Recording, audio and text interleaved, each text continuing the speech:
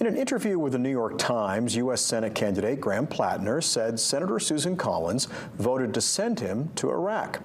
Collins is now pushing back on that statement. Collins says she doesn't understand Platner's comments, saying it was his decision to enlist after the war had begun.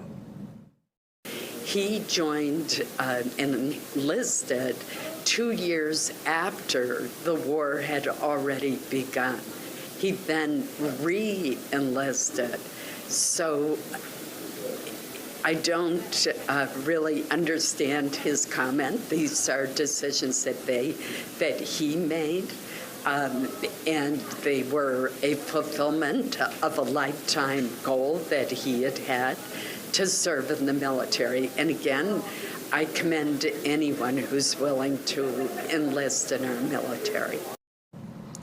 Platner immediately fired back at Collins, saying she's dodging taking accountability for sending Americans into a war she voted for and blaming veterans instead. Collins said today she still agrees with her votes and supporting the Bush administration's war against the Taliban. She also says she supports anyone who enlists in the U.S. military.